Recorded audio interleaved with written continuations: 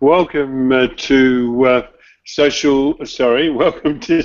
Dumb SEO Questions. Each week we meet to answer the questions asked on the SEO Questions community on Google+.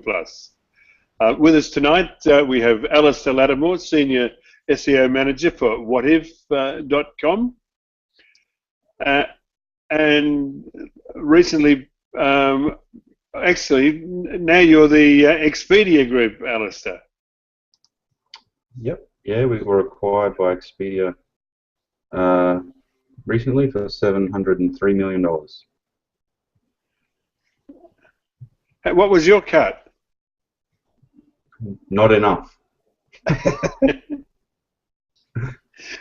Okay. Alistair's on the Gold Coast of Australia. And David Rosam is not on the Gold Coast of Australia. He's in the frozen wastelands of West Sussex. David is an SEO copywriter of 30. Well, he's a copywriter of 30 years standing. 10 of those as an SEO copywriter. He has a website, writing. Please help me out, David. Writing for SEO.org. Thank you. That is FOR, not for, because I'm not trendy like that. So there we go. Yep. And we have very big spiders here in West Sussex, I'd just like to say. All right. That Alistair just was confronted by a big one. Okay, all right. Masataki Wasa is CEO of wasaweb.net. He is also a Google top contributor on the AdSense and the Google Plus help community. Richard Hearn is CEO of redcardinal.ie. Am I saying that correctly? Redcardinal.ie. He's a search engine optimizer and also a conversion rate optimization specialist. Tim Capper is the world's greatest SEO, the world's greatest. Well, I think so. I'm sorry, Tim. I can't read all of your writing here.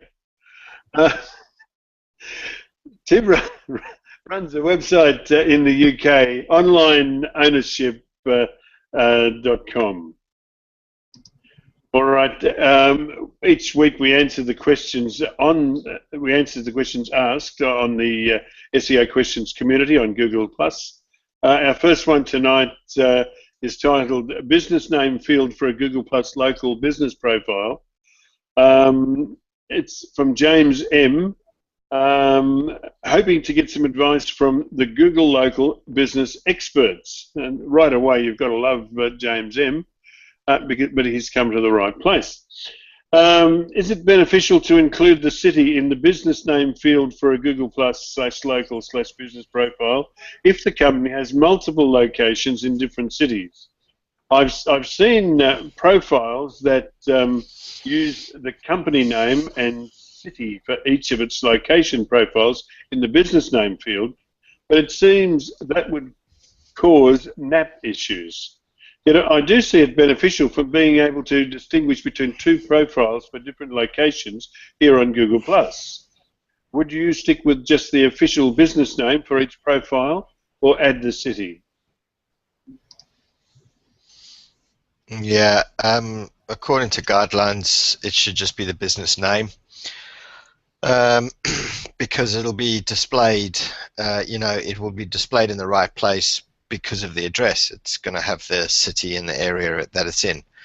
I would also make sure that obviously each of your local businesses have their own location page within your overall main site, and that you obviously link to their local business page. So that is clearly going to ensure that the correct business page appears in map for the specific area and localized search.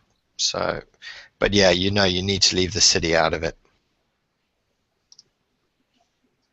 I think James is also on the right track here when he was thinking that it would cause NAP issues as well. It's going to cause NAP issues because it's unlikely that all of the references online are always going to reference the suburb, or the business name plus the suburb everywhere, and then you would need to go and make that your business name on all of the online directories and so forth and so forth. It's not how it's done. Like in the real world, if you've got a business with 10 different stores, rarely are they called business name suburb. For instance, it's just the name of the chain. If it was a coffee shop, for instance, that had 10 locations. In terms of the confusion that can cause in Google+, that's a very real issue, and there's no good way to get around that when you do a search within Plus. The best option I've seen people typically do here is they fill out their local profiles for each of the businesses, for instance, and then they place a single post on those pages linking back to their main Google Plus page for their company, for instance, if that's what they want to do. That way it's easy for people to find the Google Plus information in search and in Google Plus, and they can always find their way back to kind of the primary active Google Plus page as well. Unless, of course, you wanted to have all 10 local listings actually active within Google Plus, but that's probably a lot of work. Yeah. Okay, and also I should have said it while reciting that question. NAP stands for name, address, phone number. Yep. Okay, moving on for the next. Why is mobile search engine result pages is different from desktop search engine result pages?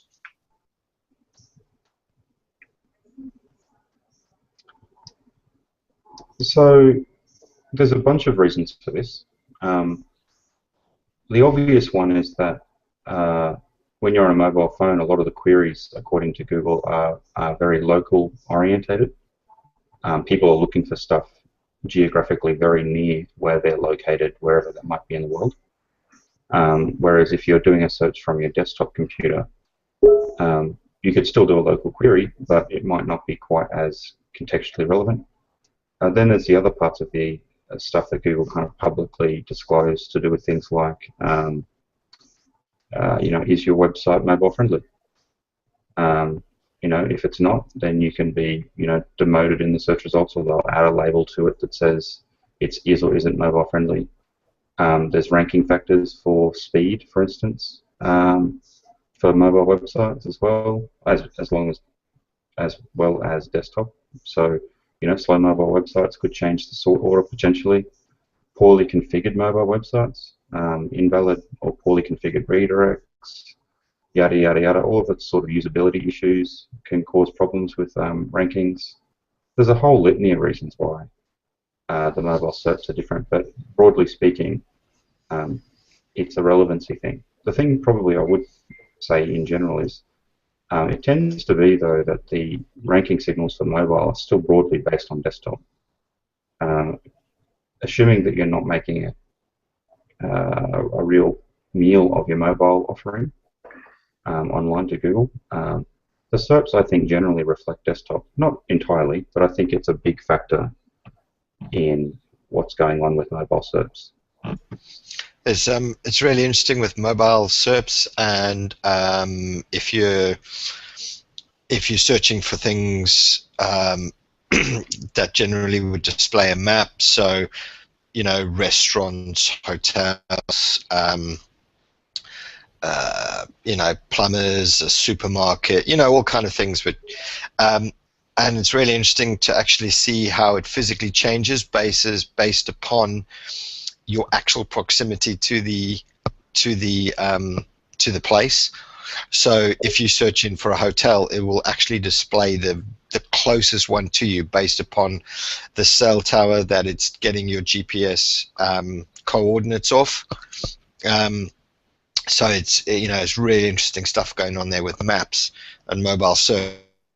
So you will actually dictate which property you actually see. Yep. And I think that covers it very well. Thank you, Alistair. Thank you, Tim.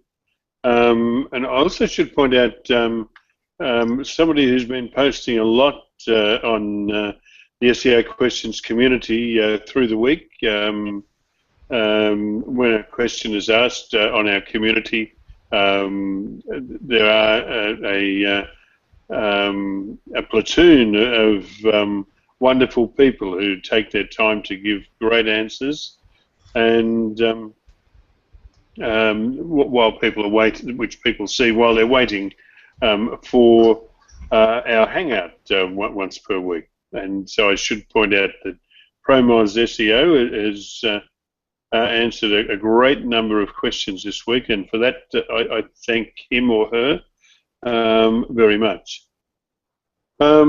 This one is from Purushothaman Raju. And Purushothaman asks, does having longer alt description for images help SEO?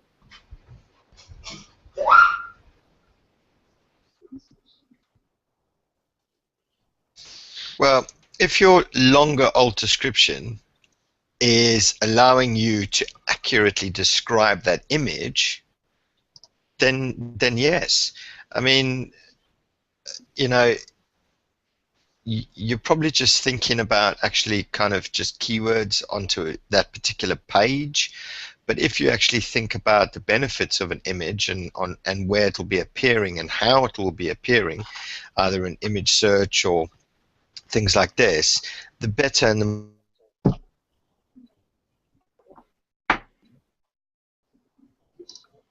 Oh, Tim's frozen now.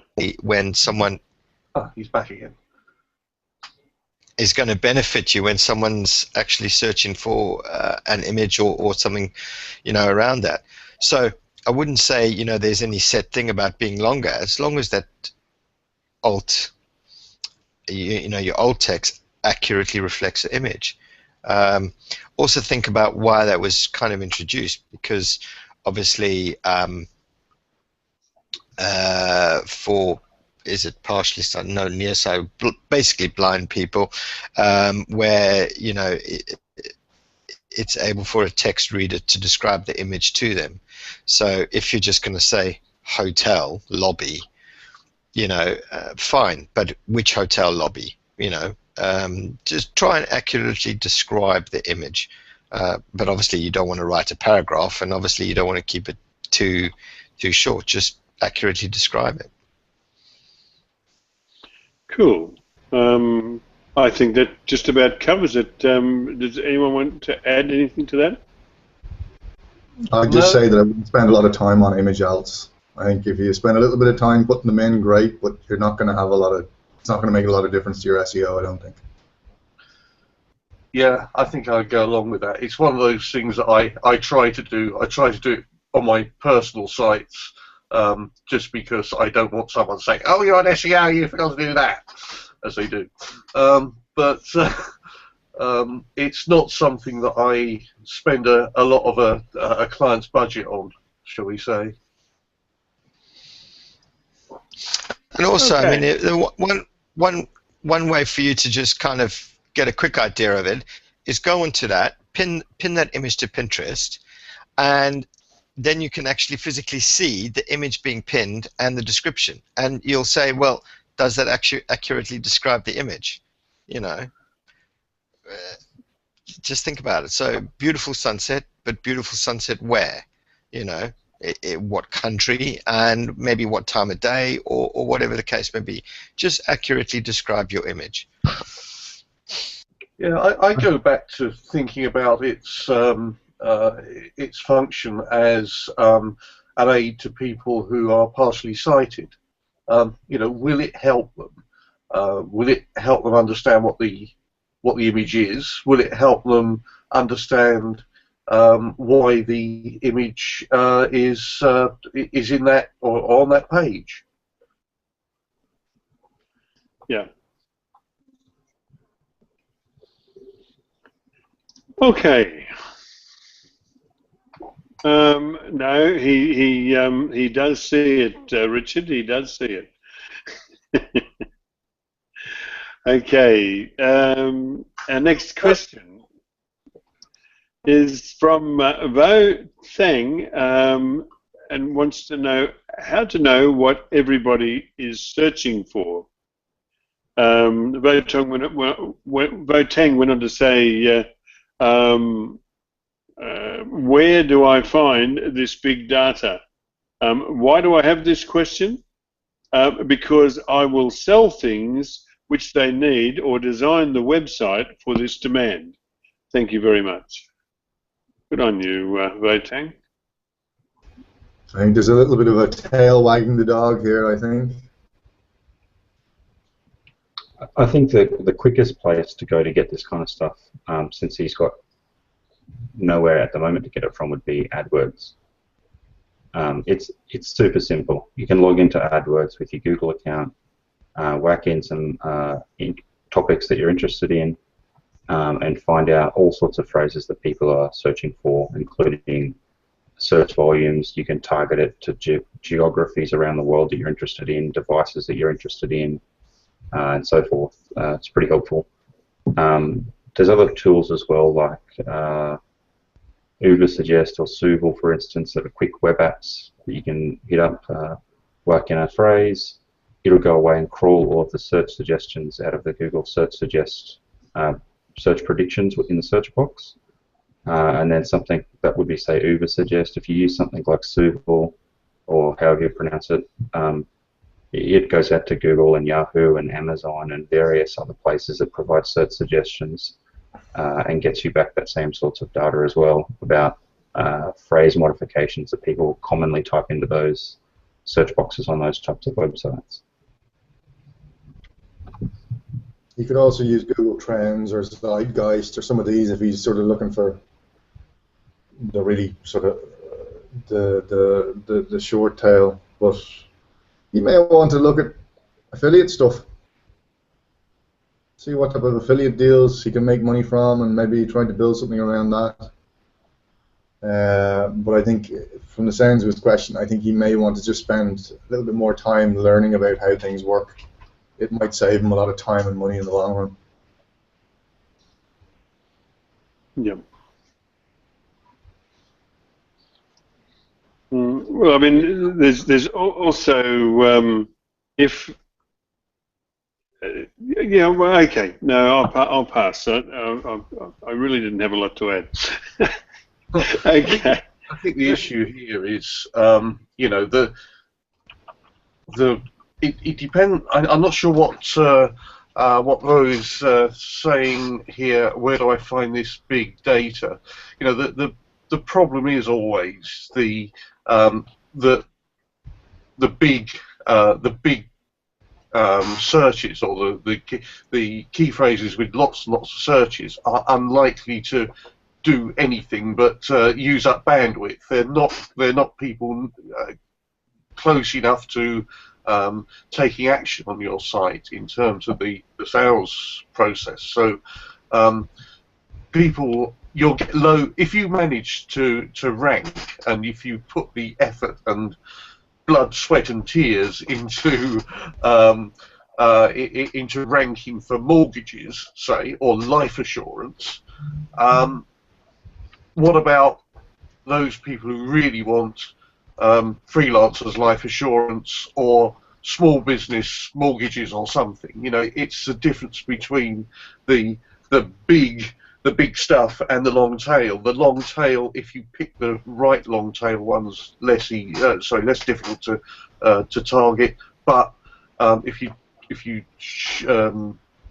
less easy to get less easy to get big amounts of traffic, easier to rank for, and if you pick the right ones, they could be the ones that are actually looking for what you're selling. So the thing is, just getting a whole bunch of people on your site is not the name of the game. It's getting the right people. So yeah, as Alistair says, I think or was it Richard? Richard, I think it was, said you've got to understand a bit more about search intent, I think, rather than just looking for numbers. End of ramble. Okay, all right, Vei-Tang, there's some good advice there, and I hope that's what you're looking for, and you'll find it helpful. Here's one from Morten Peterson on domain redirection. Morten said, I have my main site on a .NET domain, and the .com is redirected to the .NET site. I can see value in that, but I found out that I also have the .info domain name, and I did set up a redirect to the About page. I am struggling to find out what is best for the .info domain. One, should I just keep it with a redirect to the About page? Two, should I set up a new site with a lot of information about the main site? Or three, just drop it, no value? Or any other suggestion? Please advise, Morten. I think if he's already got it redirecting to his About page, he could leave it alone. For consistency, I'd probably just redirect it to the home page like his .com. I definitely wouldn't set up another website like point 2. I definitely wouldn't do that. There's no point in that at all.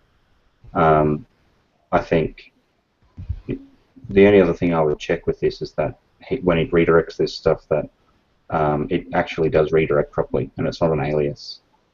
Often when people configure multiple domains for a website, they end up being domain aliases and not actually redirected. So his main website actually ends up getting indexed under the .com and also the .info, for instance, in some persuasion. So I would just check that that's not the case. But I think what he's already doing, definitely redirect it back to, I would go to the home page, just because. I actually wrote a response to this, but I didn't post it because my response was really that there is no right answer here. That without more information, no one can really advise him on what's best to do. I mean, all of those possibilities are potentially correct depending on the domains.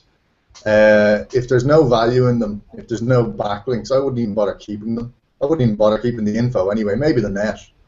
But the info I wouldn't even bother paying the reg fee for. It's not worth it, I don't think. But he also mentioned he was talking about, should he build an informational site? If he's going to spend the time building out content, he should actually build out the content and put it on his own site. It'd be much better. Yep.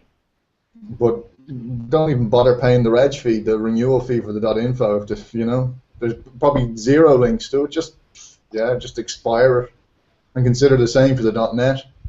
Or sorry, he has a .net domain, and the .com is redirected to the .net.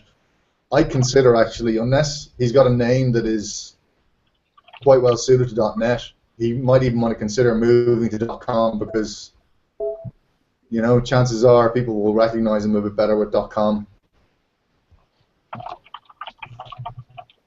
Also, the typing into the address bar, that defaults to a .com if nothing's entered, doesn't it? Or it used to be the default behavior of a browser. Used to be. I don't think it is anymore. Oh, okay.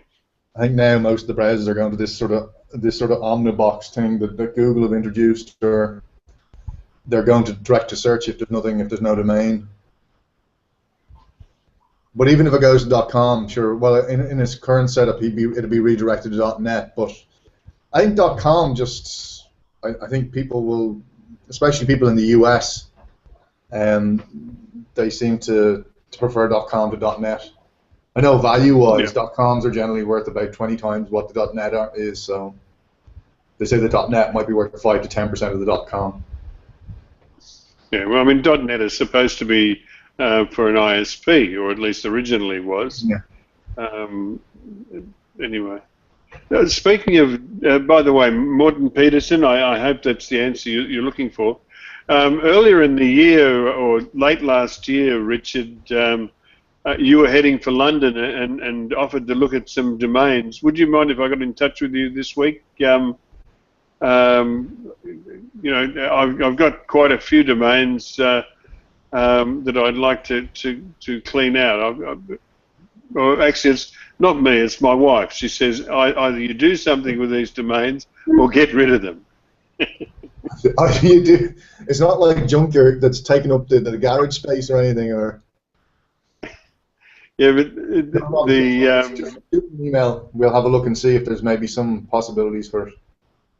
Yeah, excellent. I'll be in touch. Thanks, mate. All right, our next question is from Orange Mantra. My site has no hreflang tags. Orange Mantra said, "Hello friends, I need your help. My website has a hreflang tag like www.orangemantra.com, hreflang equals n-us. But in Webmaster Tools, I'm getting this message. Your site has no hreflang tags. Google uses hreflang tags to match the user's language preference to the right variation of your pages. Kindly let me know how I can resolve this problem." Because there has to be a group. There has to be more than one page with the hreflang in a group. So, for instance, you'd have to have a home page in NUS and maybe a home page in French, and the French page must point to the US page with the hreflang and itself, and the US page must point to the French page and itself with a hreflang. So if you've only got one language and it's only on one page, it doesn't count as hreflang. That's probably what that seems to be. Is that what other people would read from that? Yeah, I think he wanted to use it as a kind of targeting thing. No, it doesn't work like that. No, exactly. No, hreflang, as Richard said, is about establishing sort of equivalence between different versions in different languages, language locales. You can't use hreflang on a single page to say, oh, this is essentially targeting this particular market. It doesn't work like that. So I think that's where the confusion was. So what's probably going wrong here?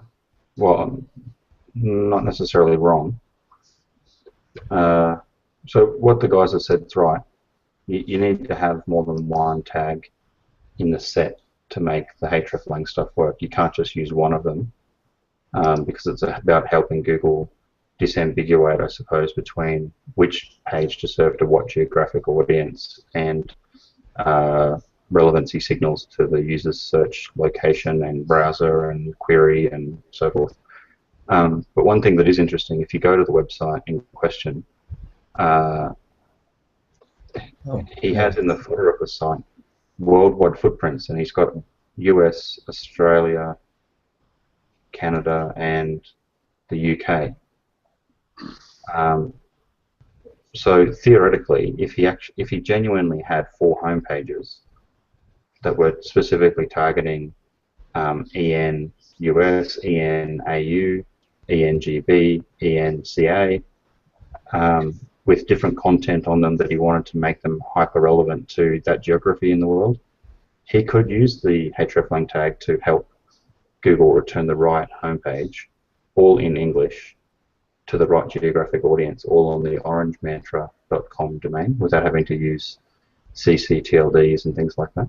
So it's an option. He can do this and actually set it up correctly. He just needs to implement his website correctly and the content so that it works. Yeah, it's in his source code. He just has one hreflang literally to the NUS. Yeah. He doesn't have them set up as a group. Something else he should be mindful of with this as well is his hreflang tag's also wrong. So if you look at the homepage tag as well, his hreflang attribute is en-us equals, which is wrong. Good catch. Generally, his hreflang should technically be en dash capital US. It's funny actually. I was looking at it recently, and in Google's own docs, they use both capital and lowercase, so they don't care. They may not. The documentation says that you should use the ISO codes, the country ISO code. yeah. You know, and the ISO codes are capitalized. Yeah. I'm sure that their algorithms are smart enough to sort that out. But in this particular instance, not only is it lowercase, which they probably can tolerate, but it's literally wrong. Yeah, absolutely. No, absolutely correct. But if he sets them up, and if he corrects that and he sets them up on his other, assuming he has other home pages, it should start to show up. But you must, for it to work, if you identify 4 home pages from your US home page, each of those home pages must also identify 4 home pages. So they all have to, for want of a better way of putting it, cross-link to each other from this hreflang tag.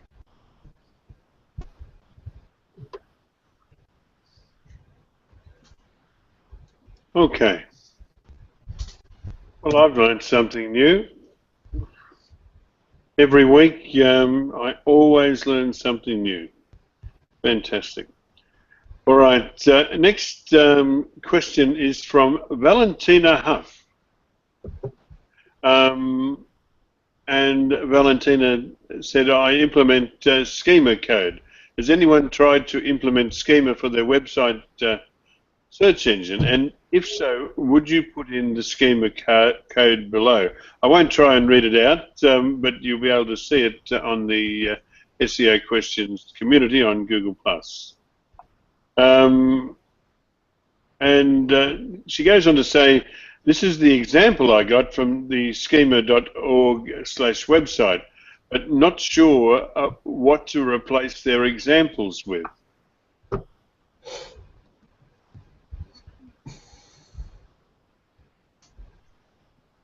See, Edwin Yonk in the community has been giving out some great answers this week. Query examples. Sorry, query.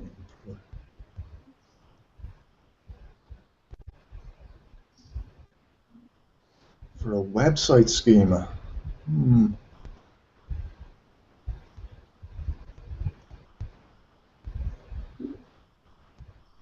Well, I'm going to go with Edwin's answer because not only has he provided a smashing response in the community, he's also linked off to the structured data testing tool and the developer documentation as well. So I can't think how we could possibly better that for Valentina than the answers that Edwin's provided. The only one thing to add to it, by the way, is that just adding that schema won't necessarily make a search box appear under your site. They use different criteria for deciding which sites to show a search box for. And that just replaces their site search with your own site search so that people can't pollute your search results with their ads.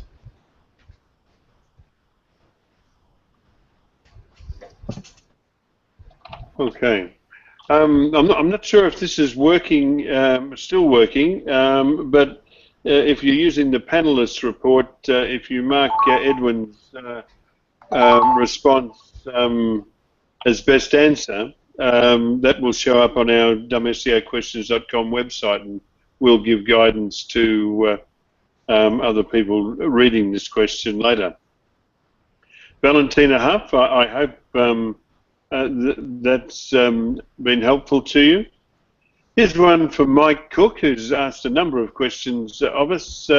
Mike said, I need keyword research for both PPC and SEO in Polish.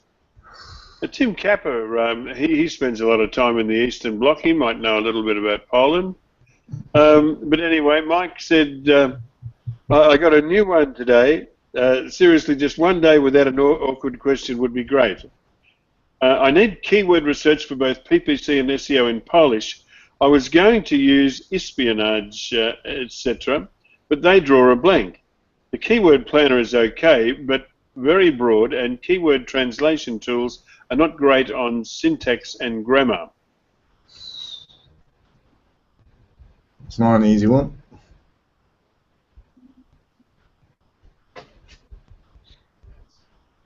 I'm not sure if they do Polish, but you could also look at grep words, GREPWORDS.com. Paid service, but it's quite interesting. But I don't know whether they would cover Poland. They do international markets, but Poland is a tricky one. Now, who's in Poland? Is that Lucas Regala? Is he in Poland? I think so. I tell you what, cognitive SEO that are in that area, aren't they? Or is that Romania? No, I'm not sure. I think Romania. I think your second stab was best. So when he says the keyword planner is okay, that's Google keyword planner, is it? Because that's where I would have gone first, and then I would certainly get a native Polish speaker involved, and you'd need to, if you can't find someone who's used to writing decent SEO copy, then you would have to kind of shuffle it backwards and forwards between you. I've done this in the past with German and French, with a list of key phrases that I've taken from research tools, and then got a native speaker to help me, well, basically to write the translation of the English in that case, with the key phrases, and then getting a second person as a native speaker to read it to see if it made sense. It's probably something I wouldn't be very happy to take on as a just doing a Polish site. I think if it had English on it, yes, I could work up a way of doing this. If it was just in a foreign language, just in a non-English language, and that's not American English. I can mostly understand American English and Australian English. That's a bit odd as well. But yeah, I would, if there isn't an understandable language here, I would give it a wide berth and let a team who do speak the language work on it. Excellent. I'd say we've just been joined by Micah Fisher-Kirshner, Senior SEO Manager for Zazzle.com in the United States. Let's move on. I'm sorry, I'm a little bit distracted. I've just been deleting a lot of comments off the SEOquestions.com website. I'm a bit slack. I normally check that every day, Alistair, but this week I've been otherwise engaged, but they're all gone now. Thanks for the heads up. Okay, so this is from our good friend Stephen Sicantelli, who runs Abraxi Taxi in Florida. He says, so is it cool to tweet again? I tell you what was cool was the SEMrush, who invited our panelists last week to answer 6 questions. That was a bit of fun, guys. It was indeed, yes. And I went yesterday as well, just because I enjoyed it the first time. It was possibly even more hectic than the week we were on. And yeah, I think it's a good place to hang out. But just don't expect to read all of it. Just, you know, you can just dip in and have little side conversations, and yeah, it's a good deal more hectic just by the nature of Twitter than through Google Hangout. Masataki Wasa in the comments there said that we should do a DSQ chat. What do you reckon? Give it a go. Do we have a large number of followers between us on between us on Twitter? I'm sorry, I'm reading the chat here, not concentrating on chatting myself. In other words, it would be nice just to do it with 10 people because we could keep up with each other, but yeah. I've never really pushed Twitter at all in terms of trying to actually do anything to grow followers on there. I don't use it a lot, so I only have about 300 followers. I post a lot of interesting stuff. Well, I think it's interesting. I don't post heaps, but I post a little bit. But because I don't go out and actively seek out other Twitter users to follow them, to engage in discussions like the SEMrush chat or other things like that, the followers grow very, very slowly for me.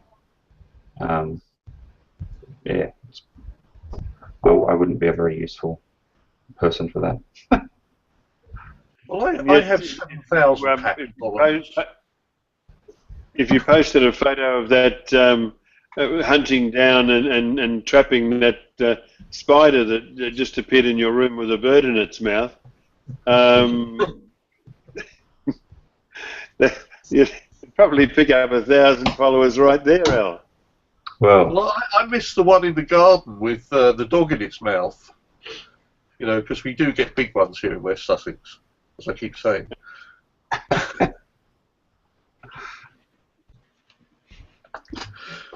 All right, Stephen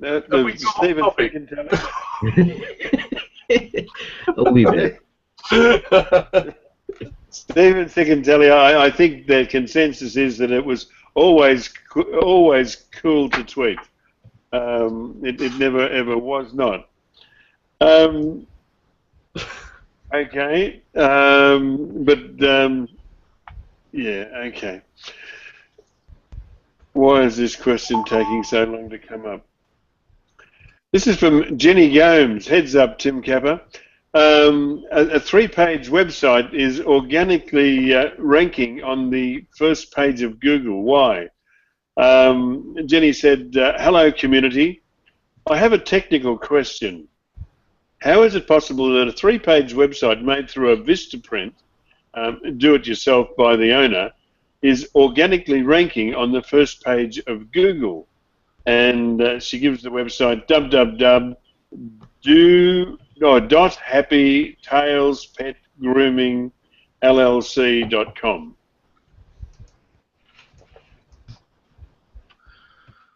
Well, the size of the website's got nothing to do with whether it ranks.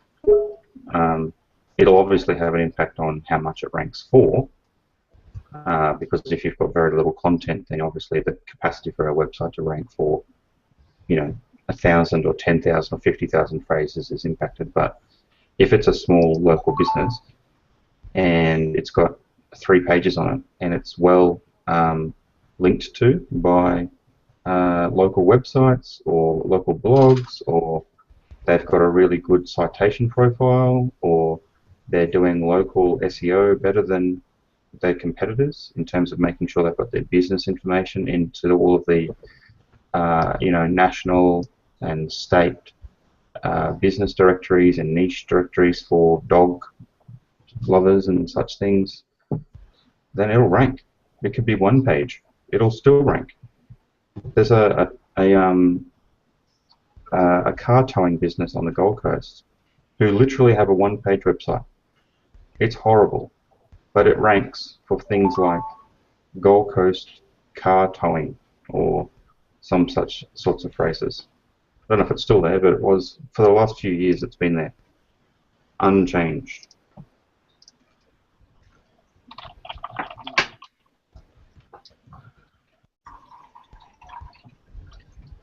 Richard Hearn, I see you in the comments on this one on the community. That was an interesting thing.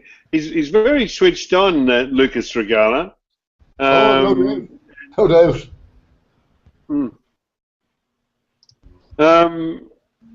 Perhaps you might explain. I'm an old bloke, and you know the brain moves very, very slowly. But perhaps I thought that was very interesting, hiding inbound links from other websites, other crawlers like Majestic and Moz. Yeah. He was talking about private blog networks and basically using private blog networks, and he was talking about financial. I think he mentioned financial services. So I think what he's saying is that people are using PBNs to rank their money sites, and that what they will generally do is that they will cloak those sites to everyone but Google, so that if any other third-party link tool comes along, like Majestic or Moz or whoever comes along, that he won't show his links on the site so that his competitors can't see how he's ranking. Very interesting, but it was a little bit off topic probably for this particular little dog grooming website for this very small town in America. But yeah, I don't know. I think that Alistair said, you know, a single page site can rank for quite competitive keywords if they have the right links. So it's really, the question was sort of a little bit odd. I'd say that the person who was asking maybe is working on a site that's not ranking so well. But if you look at some of the competitors in that particular niche, and I just did one search query, so they may not be the correct competitors, but you could see that probably a lot of them have been around for a long time and have used some techniques that probably they would rather they didn't if they could turn back the clock. And it's probably as much a case of the competition are not ranking well because of what they've done, just as much as it is this 3-page site ranking well because of what they have done.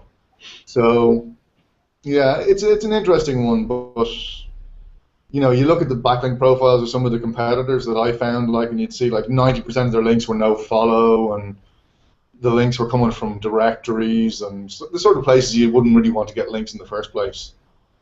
5 years ago, you would have wanted those links, but not right now. Yeah. Excellent. Jenny, I hope you felt some benefit from the numerous responses you received on that question. This one is from Diego Santos Cicado. A lot of incoming links from a single domain. Diego said, "Hi folks, a quick question. If a lot of different WordPress.com and Blogspot.com sites are linking to my site, are they considered as a single domain by Google, or will I get the link juice from each one? Thanks."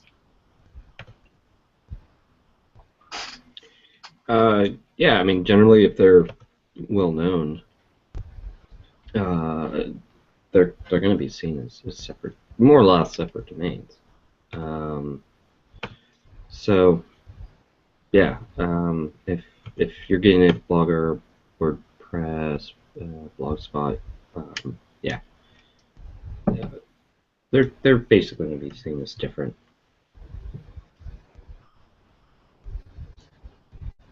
Just a quick point. If this guy is setting these sites up himself in order to link to his own site, he'd probably be better off not.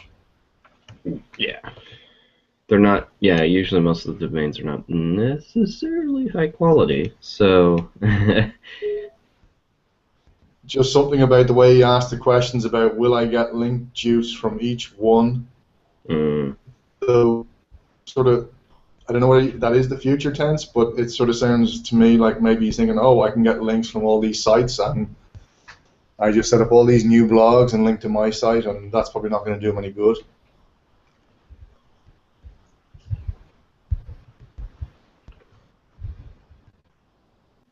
there's no guarantee that any of these blogs that are on WordPress or Blogspot will actually pass any linked use or anything good to them. So you want to watch out for that as well. Yeah. Yeah, I think that's about right. If you believe in link profiles, I think it would skew the link profile quite considerably if that's where the greatest percentage of them are coming from. It's a bit like having a good percentage of your links coming from low-quality directories if they are low-quality blogs. So it sounds like if that's the intent and if that's what's going on, then it's not going to get them very far.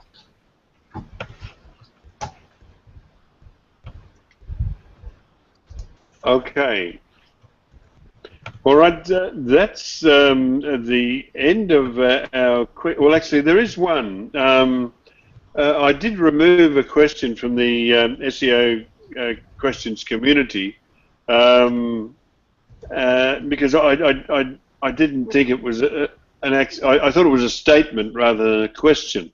I'll read it out. It was from Ankit Goyal. It's not on your run list, but I will be adding it in later to coincide with this timestamp. But Ankit Goyal asked, do you know the DMOZ listing is coming with search results in these days? Generally, the Wikipedia comes with search results. Anyway, I removed the question and posted a brief note as to why we removed it, because we want to reserve the channel for SEO questions only. But he responded just before we came on air, so I didn't get time to get it on there.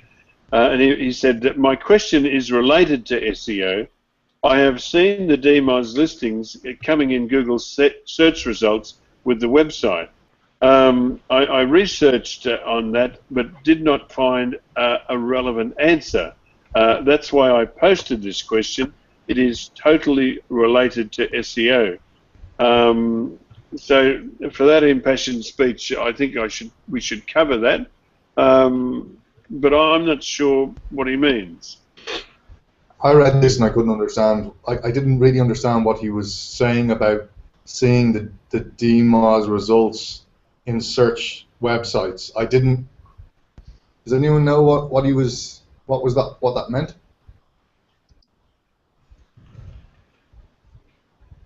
Well, probably a DMOZ listing he was seeing coming up, maybe like DMOZ has listings of say all of the shops in Tweed Heads. And maybe he saw that showing up. That's my guess. I can't say I've seen a DMOZ result in Google SERPs in I don't know how long, but I mean it's not impossible. And if he saw one that's for a query he wants to rank for, well, yeah, maybe the link would be worthwhile. But he has to bear in mind that even if he submits a site to DMOZ, it could take years, if ever, for it to get actually accepted, if it is accepted. So I wouldn't waste too much energy on it. That's all I'd say. Anything to do with DMOZ.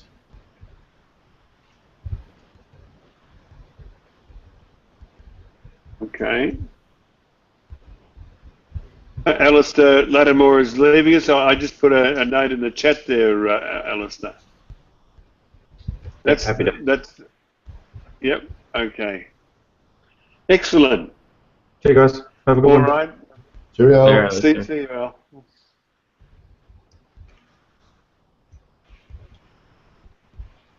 Okay. Alistair gets up at 5 a.m. To go to work. That's life in the corporate world. What time do you get up, Micah? About at the same time, 5:30 usually for work. Today it's, well, for this it's usually 4:30. Mm-hmm. I get up when I wake up. What about you, Richard Hearn? Well, I don't get up that early, let me put it that way. Don't get up too late either, but I normally maybe about 8 or 8:30.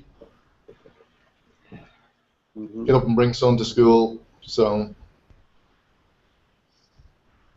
Tim Kappa's body clock is always on Russian time, so you never know what time he might be getting up. Okay, all right. Let me just catch up here. I've got to find where my mouse is. All right, so we finished our questions for the evening, and we've done it. Answered all of the questions asked on the SEO Questions community on Google+. Now we move to our SEO News community. Through the course of the week, we post, or mainly Edwin Yong posts, news items in the world of SEO onto the SEO News community on Google+, and each week we conduct the SEO News Roundup and talk about them. So the first item posted was by Edwin, and I thank Edwin for his efforts so much. He works so hard for Dumb SEO Questions. Anyway, he said, of course, Richard Hearn and Tim Kappa nailed it. And he was referring to 6 dumb SEO questions that only smart SEOs can answer. This from the SEMrush blog, and it was the epilogue to the Twitter chat, which we all appeared on. Gee, really 8 days ago. I tell you what, time flies.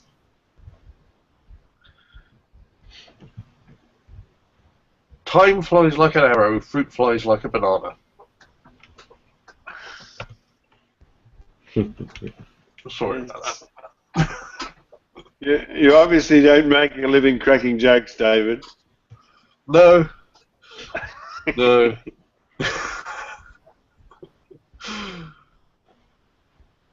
Tim Kappa, any comments on this?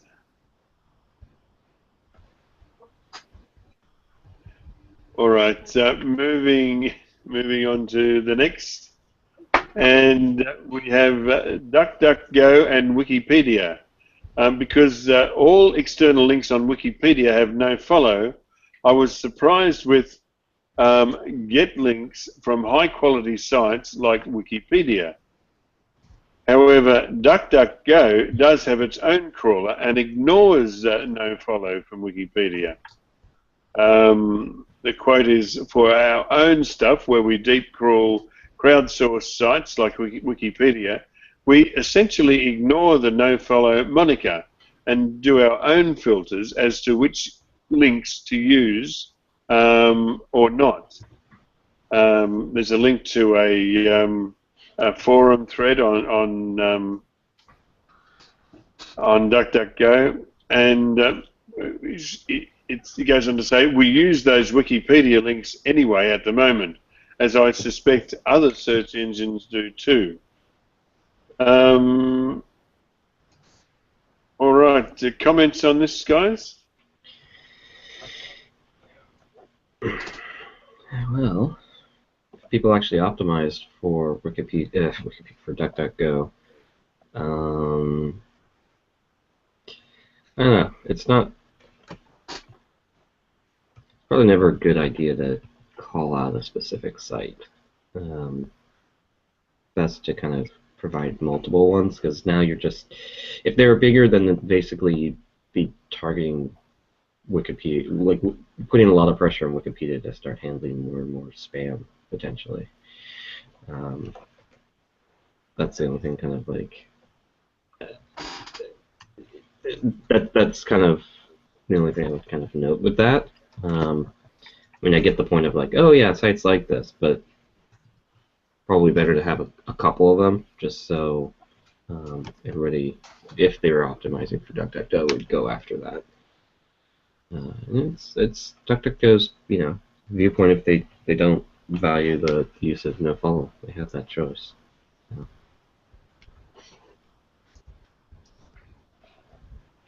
DuckDuckGo, I mean, what sort of numbers are they doing? Are they making an impact? I mean, their main premise is that they don't track their users. Right. They're growing, but it's such a tiny. I mean, you know, if most SEOs aren't even optimizing for Yahoo and Bing, you know, DuckDuckGo is far below that.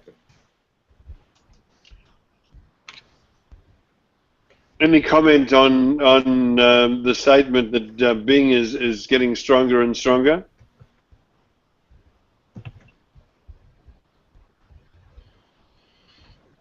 I mean, I tell you, well, for my personal searches, I find myself more and more going to Bing. I've actually set up a shortcut so that I can searching on Bing when I can't find what I want in Google. Tim Capper, I think you said something on that not so long ago.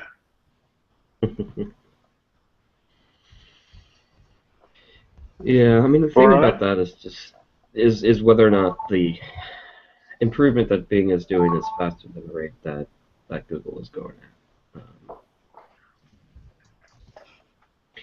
and whether or not people care. I mean, people have just Bing's got a large uphill battle, and they have to move a lot faster than Google for them to really make an impact, in my opinion. Okay. All right, let's move on to the next. If there are no objections.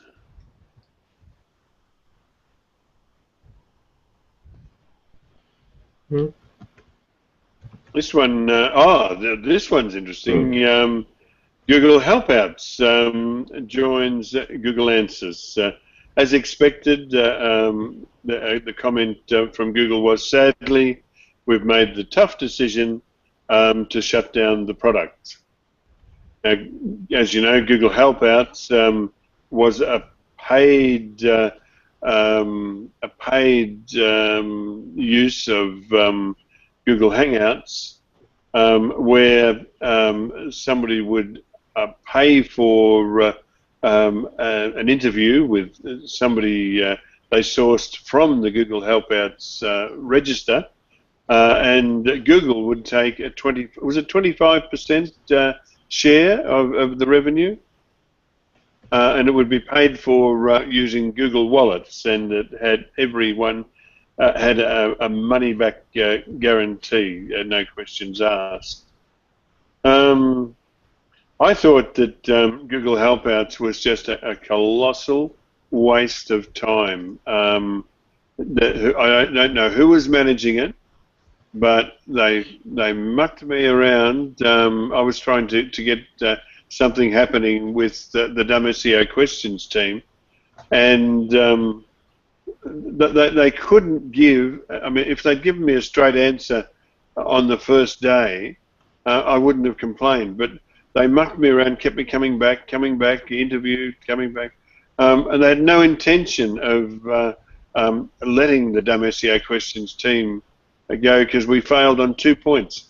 One is they didn't want a help out with more than one person, and two, they didn't want any help outs for the field of SEO, but they couldn't just say that.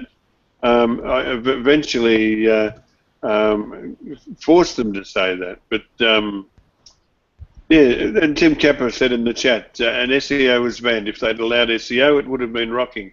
I think so too, Tim. And I registered SEOhelpouts.com.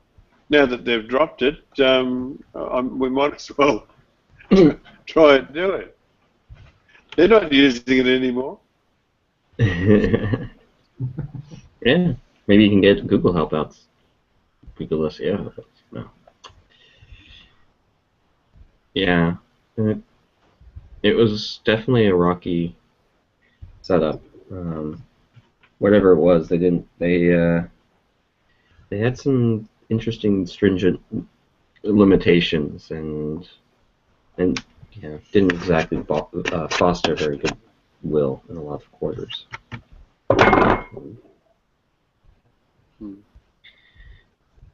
Okay. Anybody else like to bag Google on this one?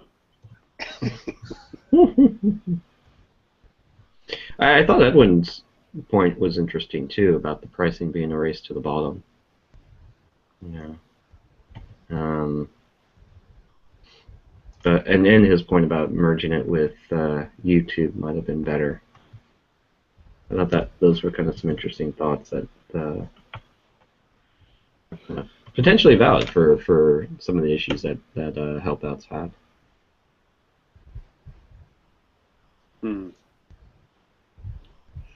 Okay.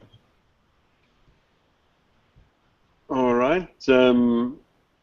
Let's move on to the next, our last, I think it's our last news item for the night. And it was again posted by Edwin Yonk. And let me say again, Edwin, thank you so much for the great job you do. Bill Slawski originally posted, and it was reshared by Edwin to our news thing, a unique search results layouts for artists, songs, and TV episodes. A patent granted to Google this week describes how the search engine attempts to extract structured data from pages to be able to provide query results that list episodes for TV shows or lists of songs by particular musicians. Bill Slawski went on to say, I've been wondering where Google was taking this information from, and it's not a manual process, nor is it taken from a source such as Freebase. Instead, Google looks for pages specifically about certain entities and sees if this kind of information might be laid out in a way that can be easily extracted from pages using appropriate patterns for those sources. Comments on this one, please, guys? I wouldn't want to have a site that was doing TV listings, to be honest.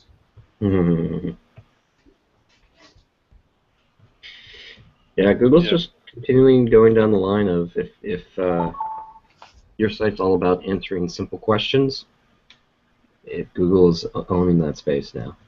You need to provide more value than just a quick answer type website. Yeah. Quotes, songs, things that are just real quick.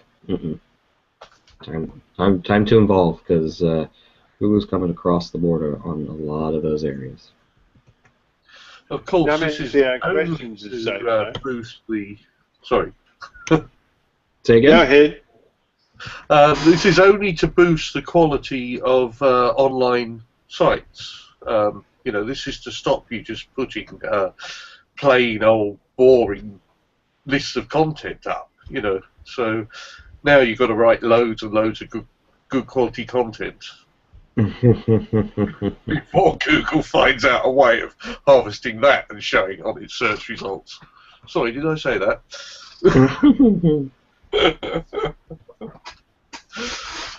Cynical of West Sussex.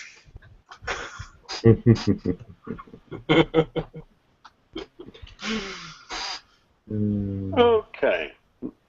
We're moving on from this one, are we? There's no others. That's the last one. It is the last one. Yes. We've done it again, guys. Thank you very much. A great recording tonight. I see we still have people watching, and I will place a link directly into this Hangout, both on the event page and also. Oh no, we don't. I didn't post one in the community tonight. So on the event page, I'll post the link to join us. We'll be going into Green Room now, and we'd love to have you join us. We won't be on the air because we'll be going. But anyway, we thank you very much for your interest, because your concern for what we have to say makes what we do worthwhile. We thank you for that, and we'll be back at the same